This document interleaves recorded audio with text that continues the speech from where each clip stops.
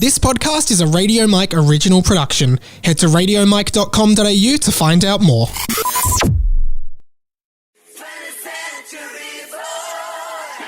Show your move. Good news, everyone.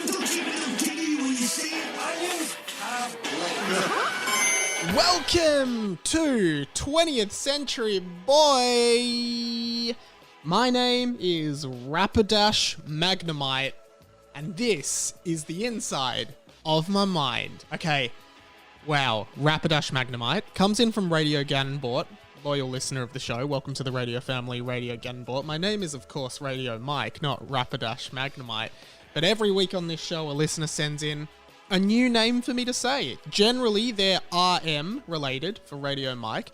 However, last week we had Libido Spike, which was a very loose rhyme for Radio Mike. I think I said that you'd have to say it as Radio Mike. So feel free to get creative with them and send them in to me. Rapidash Magnemite, of course. Two Pokemon from the original generation. Rapidash, the fire horse Pokemon with a horn on its head. And Magnemite, the magnet Pokemon. The Magnemite Pokemon. Electric and steel type, I believe, if I'm not mistaken. So two cool Pokemon there. Welcome to the show, 20th Century Boy. A podcast by me, Radio Mike, a young 20-something. 20-something sounds lame. I'm 26. I'm 26. From Melbourne, Australia, producer, writer, comedy kind of guy trying to make his way through the rough and tumble of bloody this life that we're all living. And I've sort of changed. I'm Australia's most lovable nerd. Well, the start of this podcast is always a lot of branding-based stuff. I've sort of changed how I describe this podcast to people. I now refer to it as like a weekly audio blog. Basically, it's a weekly audio blog where I like put my thoughts out into the world of the week. And a lot's happened this week. In fact, this has been one of the busiest weeks of my life. And I'm feeling really frantic, so I'm going to say up top, there's a chance this may be a shorter episode, and I think this episode is going to be just a bit more like catch-up kind of stuff, as opposed to any production-heavy stuff, which I think is okay. I think every 4 weeks or 6 weeks, it's good to just have a little catch-up kind of episode. But then again, I'm looking at the dot points in front of me, it could be a long episode. There's lots of stuff happening here. So, we'll see how we go. But of course, we do need to start the podcast by checking off your way of winning the podcast. This is the only winnable podcast in the world. Win a podcast by doing a 360 on the spot. And you do a 360 because wherever you are right now, if you do a 360 on the spot and you happen to see me in your vicinity around where you are, while you're listening to this exact moment, you've won the podcast. We are the only winnable podcast in the world, I believe. Find me another one and I will relent that. But do your 360 now, you win the podcast. When you win the podcast ends forever. You are doing two things when you win the podcast. The first thing is you are winning the podcast. You are the winner of this podcast, right? The podcast is essentially a big competition amongst the listeners. If you win, you hold forever the glory of the fact that you won the podcast. But you also hold the guilt and shame of the fact that you ended this podcast, a podcast that many, many people like and enjoy. So you have to kind of battle with those things. But I guess the thing is, you can't win the if you do your 360 and see me, you can't decide not to win. You have to win. It's an honesty system. You have to win. So you can't be like, I don't want to end the podcast. You have to win it. You can also win the podcast if you happen to see my cousin Dave in the flesh. If you see Dave and go up to him and say, are you Dave, Mike's cousin? And he says yes, you have won the podcast. You need to provide proof in photo form of you with Dave. But that is another way that's a new way to win the podcast. Lots of people doing the 360. And of course, I was in Sydney over the weekend. So a lot of Sydney-siders doing their, what I call a Sid 60, which is where you do your 360 when Mike's in Sydney, a Sid 60. This can apply to every city in the world. So if you're in Tokyo and I'm in Tokyo, you'd be doing a Toke 60. If you're in Auckland and I'm in Auckland, then you're doing an Ock 60. If you're in Oslo in Norway and I'm in Oslo, Norway, then you'd be doing an Oz 60, which is kind of confusing because you might think that that's an Australian because Oz, Aussie, Aussie, Aussie. No, that's Oslo. Melbourne, really, you're doing a Mel 60, but you can just call it a 360. I'm back in Melbourne now, and I will say, obviously, because you were listening to this episode, nobody won the podcast. Nobody in Sydney managed to win the podcast. Radio Quack wrote in. Radio Quack, welcome to the radio family. She said, I did a 360 spin on my spinny chair. Mike was not at my desk. Really great. Having a spinny chair really helps facilitate that 360, right? Having the spinny chair, just circle it around. I believe Quack is from Brisbane. She would have done a Briz 60. So spinny chair really helps facilitate. Feel free to have anything to facilitate your 360. I also say don't just use your eyes, your ears and your nose as well. Radio Alex Sky wrote in. He's a Sydney sider. So he was on keen alert. Very keen alert over the weekend. He said, I made sure I did a 720 this week. That's extra. That's double. Even though Mike's 20 minutes away from me, which I guess he figured out roughly where I was staying, it's far more likely he'll be in my house here than if he was in Melbourne. That is true. Obviously, I wasn't there. And he also said, just had a thought, winning the podcast shouldn't be something a listener would want, because that would mean the pod would end. So every time you do a 360, you are gambling on the chance that you'll never have to listen to the thing you are currently listening to. Again, that's true, but as I said, it's not a choice. It's an honesty system, and you have to win. It is a gamble. The glory of winning, the shame of ending the pod. Two very different feelings. Elation, guiltation, which is not a word. Radio Connor McComiskey. Don't know if I've pronounced that right. Let me know, Connor. Welcome to the radio family, though. I believe this is your first ever contribution to the show. Radio Connor wrote to me, and this message made me realize how many in-jokes this podcast has. And I'm really glad people are getting really on board all of the in-jokes of the show, because Radio Connor's done a great message here. And feel free to always send in messages to radio.mike on Instagram, radiomikepod@gmail.com, 1-800-438-353, leave a voicemail. Connor says this, Hey mate, hope this doesn't disturb you while you're at the Dream Factory. Inside joke number 1. Just working nights, looking forward to my shift at the Dream Factory in a few hours. Anyway, I did my 360... in joke number 2, in the secure facility I work at, and I was surprised you weren't there. Makes sense, though. Generally, I will never be in your house, especially in your bathroom or bedroom, and I will rarely be at your workplace, unless you work at like a cafe or a shop, I guess. He then says, anyway, maybe you'll sneak in tomorrow night, and he ends it with a crab emoji. Something we haven't talked about recently is, and thank you, Radio Connor, the crab emoji was part of a segment we did last year, which was Mike's monthly reaction pick, where I was sending a picture of Raymond from Everybody Loves Raymond giving a wave instead of a thumbs up emoji, right? Previously, I was doing a picture of Shaggy from Scooby-Doo. Then I said, everyone use Crabbe from Harry Potter, Vincent Crabbe, one of Draco Malfoy's friends. Everybody use him as a reaction pick. And slowly over time, using Crabbe, as in Crabbe from Crabbe and Goyle, as a reaction pick, like a picture of him, has slowly descended into people then just using the crab emoji, right? The crab emoji. And then Pat, who works on the show, and a few other people, like Connor's done the crab emoji, but Pat now, me and Pat does some of the art for the show, and I want this to be a universal thing. Now, we don't even do the crab emoji, we actually just write the word crab. And now, in the world of this podcast, the word crab is now a synonym for great or good, okay, awesome. So it's like, oh, crab, man. Like, Pat's like, hey, man, just finished the thumbnails for this week's episode. Crab. Crab on. Love that. And the other thing that I've been doing with Pat is every time he sends through, because each episode has a thumbnail for YouTube and a podcast artwork. Each episode, when he sends them, and he's like, hey man, what do you think? I usually say something like, I usually send him the shovel emoji. And the reason I send the shovel emoji is because it's me saying to him, I'm digging this. As in, yeah, it's good. So if you ever want to, from now on, I want crab is like your thumbs up, the word crab or the crab emoji, thumbs up, okay, cool. And then if someone says, hey, check out my new shoes, shovel emoji, digging them. I'm digging those shoes, shovel. That is some new, just sort of internal lingo for the pod. Radio Muir, welcome to the radio family. Your second contribution to the show, I believe. Did a 360 because I know you're in Sydney, but you weren't in my geography class. I will rarely be in your classes unless I am doing a talk at your school, which I likely won't be. Probably for the better though. Now, Radio Muir, that confused me because for whatever reason and maybe it's just because I thought you were from Europe. I thought you were from Germany.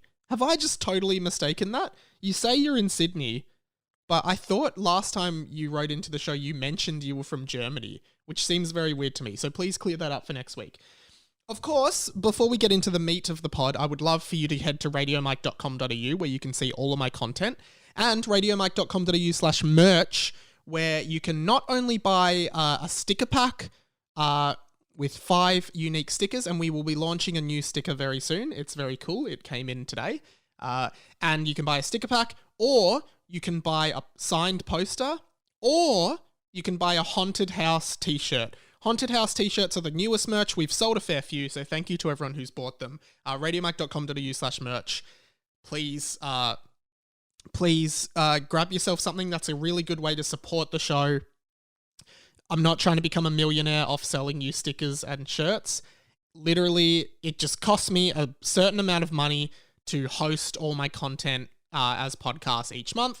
And if people buy a sticker pack, it just goes a long way to basically for me to just break even on this podcast as opposed to losing money on it. And, you know, it's totally fine because this is my passion, but it would be cool to just break even on this at least. I don't make any money. Radio Connie, welcome to the radio family. She sent me a photo all the way from the UK. She has received her Typo limited edition stickers, which are now sold out, and she has stuck them on the back of her laptop. So thank you very much for that photo, Radio Connie. That was awesome. As I said, it's going to be a bit more of a ravey episode because I've had a lot, basically, I realized last week, as you may know if you listen to this pod or follow me, I was over in Sydney, as I already said.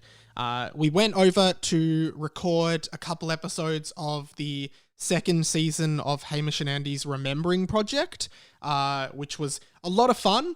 And as always, awesome and great to be back doing that, to kind of be a part of that show, which heaps of people are listening to, which is awesome. Yeah, I had a blast doing that. And the episodes that we recorded were super funny. And I really can't wait for people to hear them because there were some really great moments that we remembered as the show goes. So I'm sure people will ask, I don't know when those are coming out. That's not really my role. I don't have anything really to do with that. But they will be out sometime. I assume they're going out, but yeah, it's fun. It's a cool little show to, you know, the team for that is very small and it's just sort of us and, Jez, who's the video guy who kind of does all the video shoot stuff. So that was really cool. But, I realized over that weekend that as a person, like I've spoken before on this pod, I'm a super anxious person, and I realize I just don't do well in situations where I'm like unfamiliar. I feel like I'm a very introverted person, and, you know, I want to explore this personally in the next like year or so, like as part of like my journey with like self-exploration, but like I don't do well in new situations. I like my ideal weekend, honestly, I want to lie in bed and watch TV or watch movies. I'm boring. I want to play Smash Bros and watch YouTube. Yes, that is what I want to do with my life. So be it. Let me do it. Let me live. Why won't you let me live, Marge? Quote from The Simpsons, obviously. I just don't get airports. And like I've been overseas, I've traveled domestically before, but I would say I am not a regular traveler. Like an airport is still a very foreign thing to me. And I feel like when you're at an airport, you're generally just a little bit more on edge. Like you're generally just like, oh God, am I smuggling drugs accidentally? am I accidentally smuggling? Especially when you're an anxious person. Like, if anyone else has these thoughts when they're at airports, just like, did I don't use drugs in my day-to-day life, but have I accidentally just got cocaine in my bag? Do I have cocaine in my bag right now? Could I? Could I have somehow, like, you know for a fact that you don't, but you're just like, could I have? Could I? Anyway, I get to the airport. I've got like a 6 a.m. flight from Melbourne to Sydney, which is a very short flight. It's probably like a 55-minute flight, to be honest. Super quick. Amazing how far we've come. And I walk into the airport and I know that I've got checked baggage on my flight. I'm flying Qantas, really good airline. And I've got a backpack and a suitcase with my clothes and some gear. And like, I just sort of walk in, because it's COVID, the airport's like pretty dead. There's not really anyone there aside from staff. And I'm just sort of there, literally standing there and kind of like looking around with my stuff. And then like this lady from Qantas just comes up to me and she's just like, do you need help? And I was like, yes. And she's like, okay, do you have a boarding pass? And I like gave her my phone with my boarding pass on it. And I'm just like so confused about what to do. And she like walks me through everything, shows me how to check my bag, which I later realized the suitcase I had was small enough that I could have put it on carry-on and didn't have to check it in. But whatever, I'm just an idiot. And then I check my bag in, and then I'm just standing at the bag check-in. The staff member's gone, and then I'm just standing there for like 5 minutes looking around, being like, what do I do? Like, I just didn't know what to do. What do I do? Like, I just felt like a little boy. I'm like, what do I do? I'm just standing here. I don't know. And then, and then basically, I'm just standing there, and then that same staff member comes up to me and she's like, are you okay? And I'm like, yeah, what do I do now? And then she's like, so now you go to security. And I was like, all right. So I walk over to security and I kind of just like look around, and like I've traveled before. I've done all this before. It's like I just freeze in the moment. I'm like, I have no idea what to do. And I don't want to do something wrong. And I might have cocaine in my bag, but I definitely don't. And I'm at security and I like look at the person. They're like, all right, laptops out of bags and everything out of pockets. And I'm like, okay. So I do that. I put my laptop on the thing and I go through security. It's all good.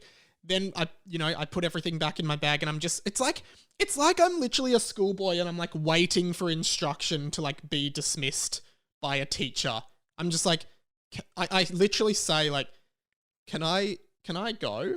And they're like, yeah, you can go. And I'm like, okay. Then I like realize I'm literally like an hour early for the flight. So I'm just sitting there for an hour. Anyway, I get on the flight. It's all kind of, the only people really flying at the moment are business people who are flying for work. No one's really going to Sydney for the weekend. No one's really just going to Sydney for the weekend to just hang out, I don't think. So it was a Thursday morning, lots of people flying for business. People wearing suit jackets and not ties, but collared shirts, ready for probably some meeting in the CBD of Sydney. And I'm just on the plane in my Hogwarts jumper and jeans, and I have my Nintendo Switch and a book, a science fiction book, and I'm playing classic mode on Super Smash Bros. For an hour, while this guy next to me is connected to the Qantas Wi-Fi, and he's like sending emails about whatever he does for work. I don't know. I'm in a middle seat on the plane. Middle seat, my least favorite seat. I always want aisle. The reason I always want aisle is because if you need a pee, you just get up and go, and you don't ever have to disturb anyone else. That being said, 55-minute flight. Midway through the flight, the business guy next to me says, sorry, I need to go to the bathroom.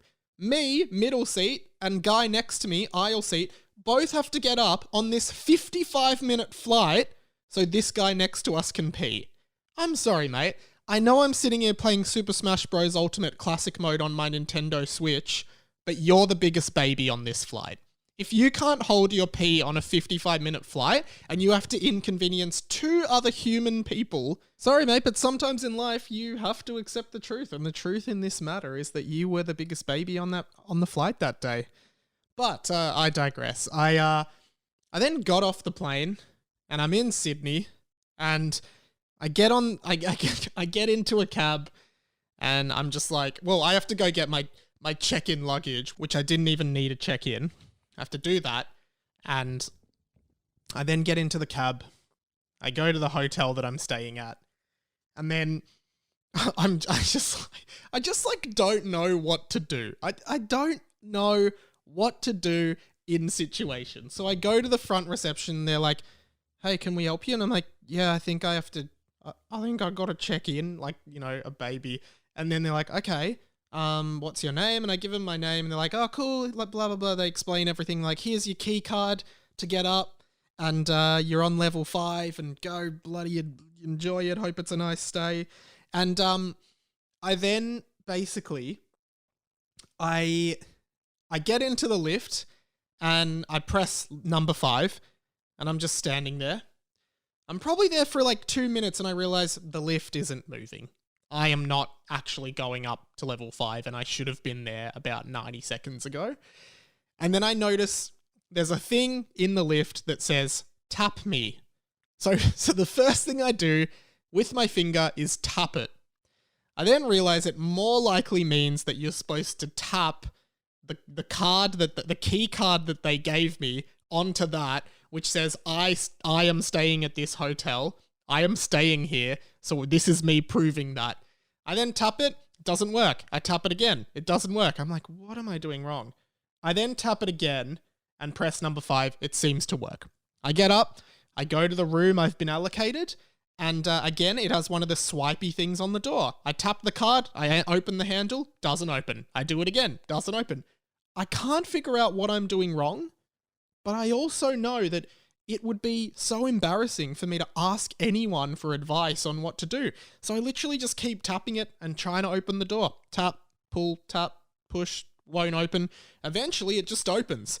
And I will say this, at no point on this trip did I know how to open the door. I would just tap until it opened every single time. I never figured out the trick, never knew how to do it.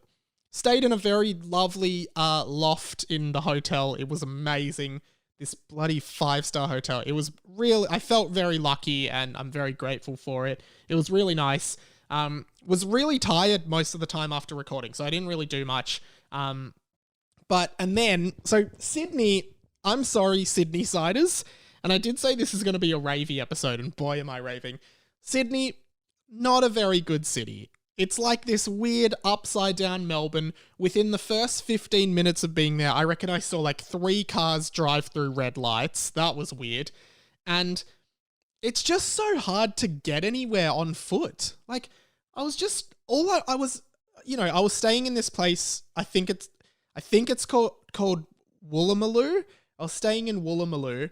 And I just wanted to walk to the Circular Quay and the Opera House just because I'm like, I might as well go do that. The Opera House is nice. I'll just walk there after work. Couldn't figure out how to get there. And not to mention, Sydney is all uphill. At no point in Sydney did I walk downhill. I walked uphill, and even when I walked back, I was still walking uphill. I swear. I'm not making that up.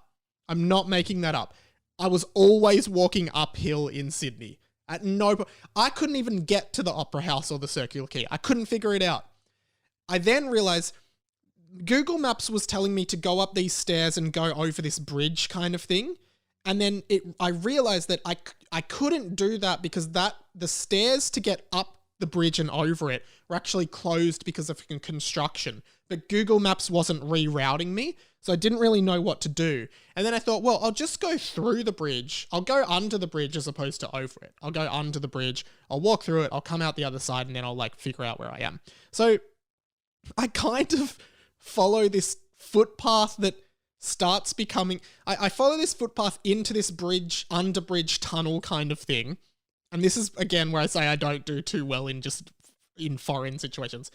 Gradually, as I'm walking, and maybe if you're from Sydney or you know this area, you might know the exact bridge I'm talking about, because I go under, the footpath starts to become narrower and narrower, almost as if to suggest that pedestrians are not supposed to walk here. But I'm like, no, I think you are supposed to walk here. So I just keep walking. I then realize, no.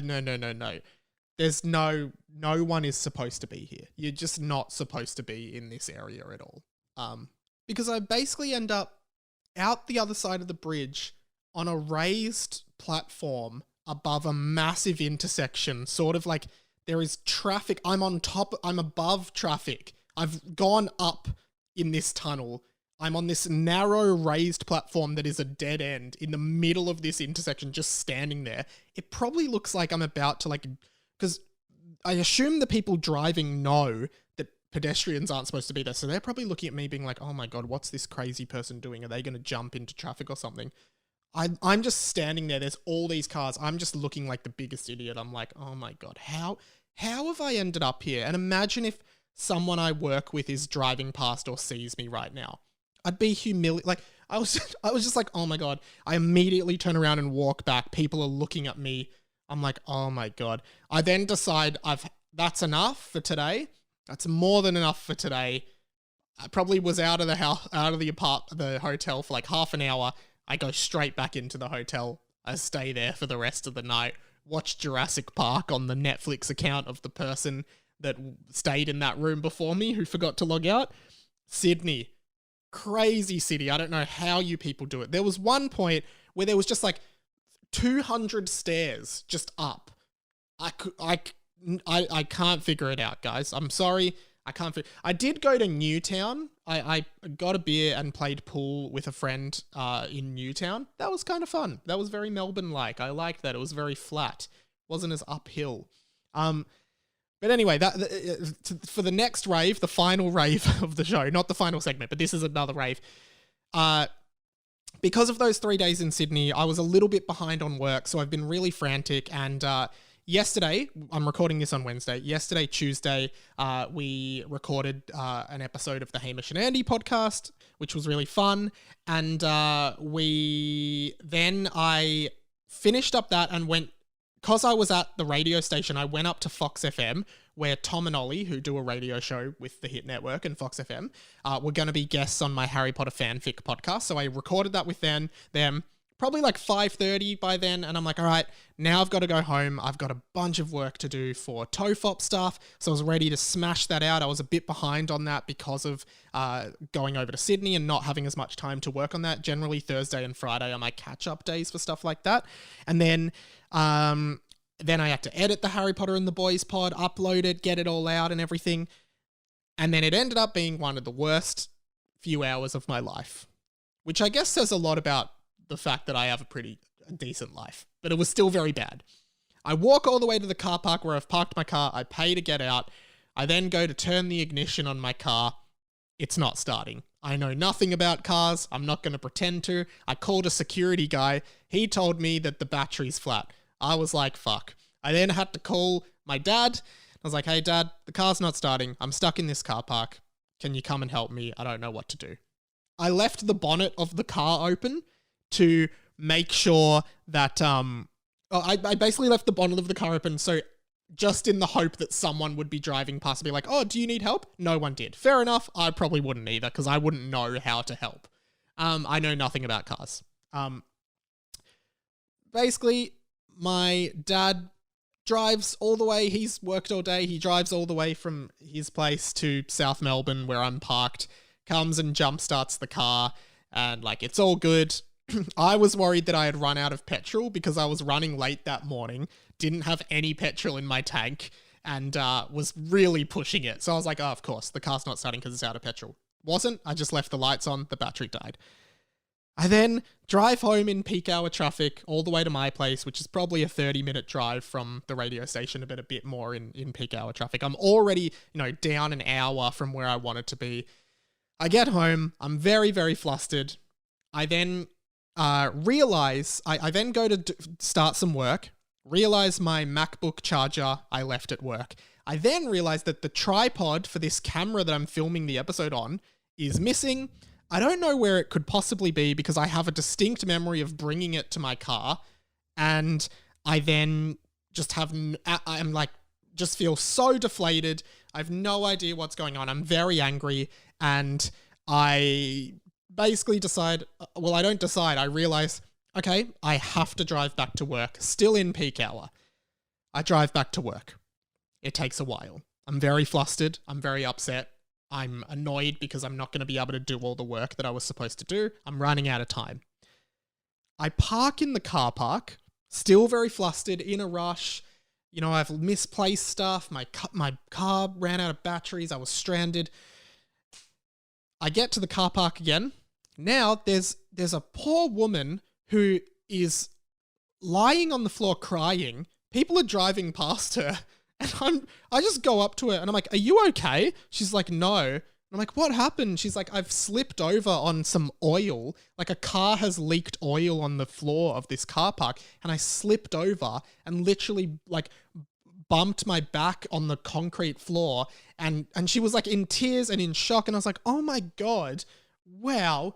And I was like, I was freaking out. I ran and went to get security, and the security came running down, and we were trying to help this woman. I was like, "Are you okay?" And the security were like trying to get her details and stuff and being like, "Oh, go to the doctor and, you know, send us the bill."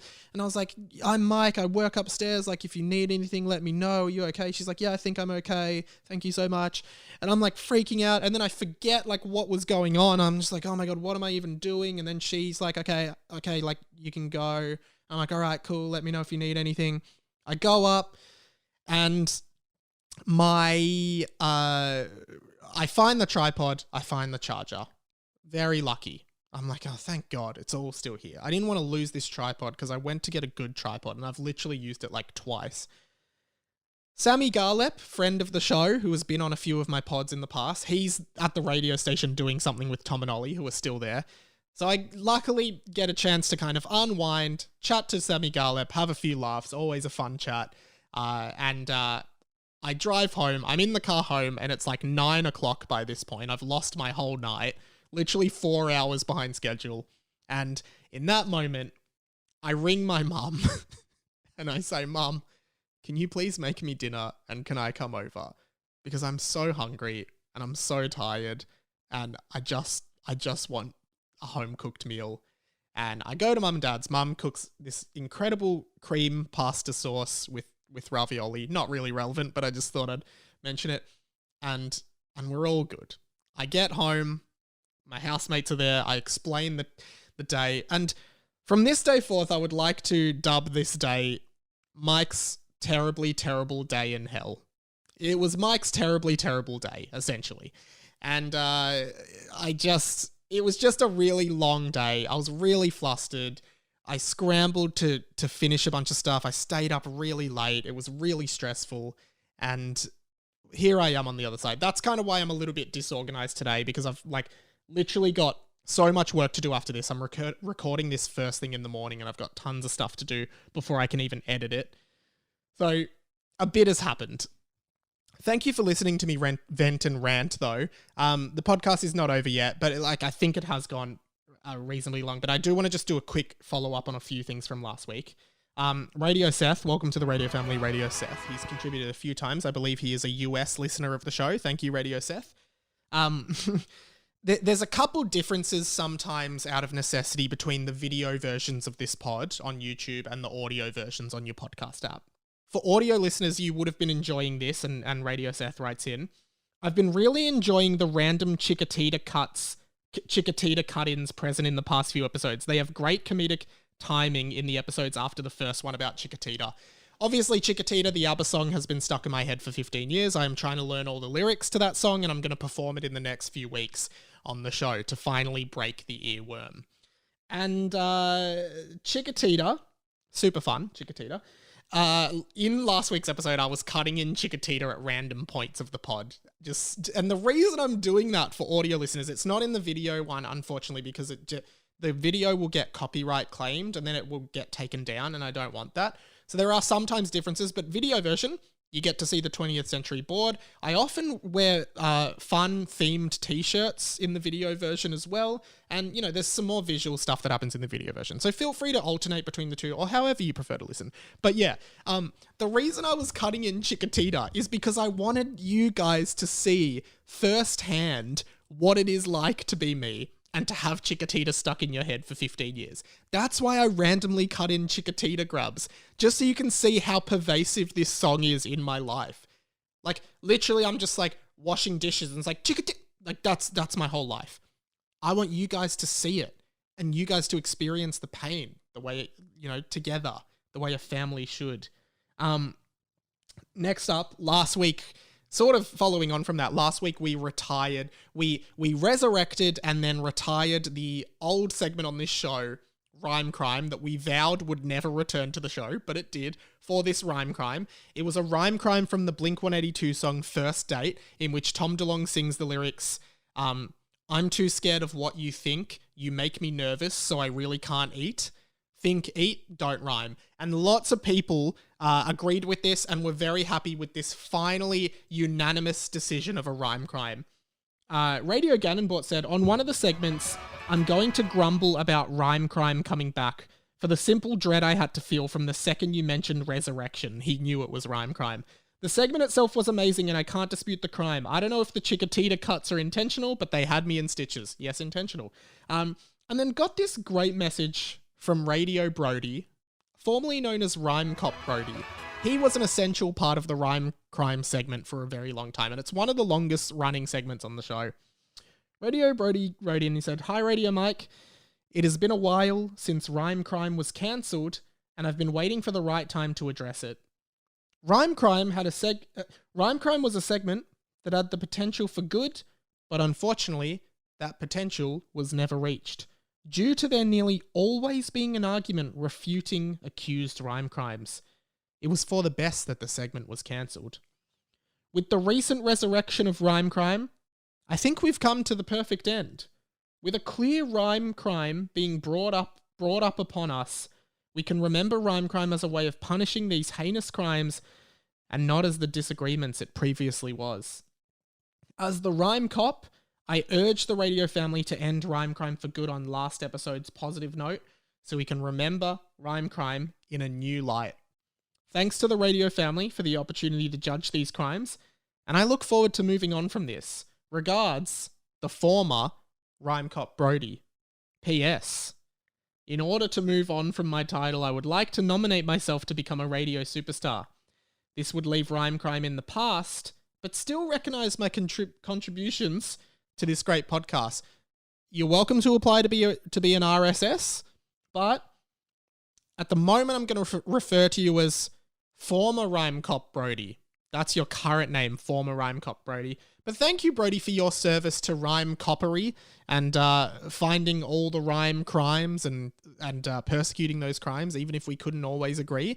I did really appreciate your work on that. So thank you for your in memoriam, which was the subject line of that email. Guys, for today, I think I'm going to leave it there. This was a bit more of a ravey episode and a bit more talking as opposed to like some of the more games and production stuff that we do most weeks. But as I said, honestly, like last night just really frazzled me and I was just really flustered and I just haven't really had a chance this week because of Sydney and just catching up on stuff, and I have a really big workload at the moment. So I've just been super frantic and busy. So I hope you understand that. And I hope you enjoyed the podcast. Like I don't mind doing these more ravey episodes from time to time. But let's quickly just do this to finish. The plug! This is the plug. It's basically where I plug all the stuff that I would appreciate and love if you could check out this week. And first and foremost, I mentioned it before, but Harry Potter and the Boys, new episode with Tom and Ollie, two super funny guys, and it was a really fun episode. So please go and check that out up on the YouTube and on all of your favorite podcast apps. The boys looked in the corner of the room and saw the pensive. Wow. I'm not going to bother describing it because there are descriptions in Harry Potter 4, 5, 6, 7. So, a classic tactic that J.K. Rowling never used in her book. Hey guys, so Harry got into the pensive. I talked about it in the last book, so... You should put a footnote in there. Yeah. Refer to the original books. As well as a Mike Talks, the bonus version of this podcast that sometimes comes out on some Fridays with Adam and Simon from Gogglebox. That was a lot of fun as well. Ton of fun chatting to those guys. So thanks to everyone who's checked it out so far. The feedback's been great. Lots of other Mike talks up there. Broden Kelly from Auntie Donna, Jack Post from Hamish and Andy, Ryan Shelton, creative and writer, Ruben Solo, comedian, Luke Kidgel, like there's heaps up there. Dave Lee, pop culture YouTuber. And the other thing is, please check out the YouTube where we finally, overnight, hit 1,000 subscribers, which is really amazing. We can now monetize the channel, which is awesome. And in terms of monetization, well, not money, like that's not really that big, but like I just remember like at the start of the year, I think we were stuck on like 430 subscribers. 3 months in, I'm on 1,000, which for me is huge. So if you've watched any of the videos, if you've checked out the video podcasts, if you've supported the YouTube in any way, that's going to continue. 1,000 subscribers is huge. I'm sure it will dwindle before it, goes past 1,000, but just awesome. Like, please check out some of my vids up there. I love doing them. I love, like, it's all much easier now that I've got this new camera. I've got the right tools. Like, it just feels a little bit more intuitive than it ever was before. So I'd really appreciate it if you listen to this pod and you haven't subbed on YouTube, go give it a sub. Check out some of the video casts, just to see what they're like. And yeah, to all of you who have like supported it and just continue to support me, get in the Discord as well, of course. The Discord is a lot of fun. Lots of stuff happening in there. To all of you who have supported me, thank you so much. Like, I feel like this year so far has just been huge for the pod, and I'm really excited to see where it goes. So thank you. And of course, radiomikepod@gmail.com for anything you'd like to say. Radio.mike on Instagram. Just jump into my DMs. I usually check them every couple days. And 1-800-438-353, of course. That's pretty much it. Thank you so much for listening today. My name has been Radio Mike. This has been The Inside of My Mind. I always forget all these things that I sign off with. My name has been Radio Mike. This has been The Inside of My Mind. Don't block the MDF. I'm a very kind young man, and some of your older staff could learn a lot from me. Don't lie to me, because I'll see you. And if I do see you, it might be in the Dream Factory tonight. Catch you then. Thanks for listening. Goodbye. Catch you later. Bye. See you later. Hooroo. Catch you soon. Bye-bye. See you next week. The end. Goodbye. End of story. Bye-bye. That's a Shrek reference. Goodbye.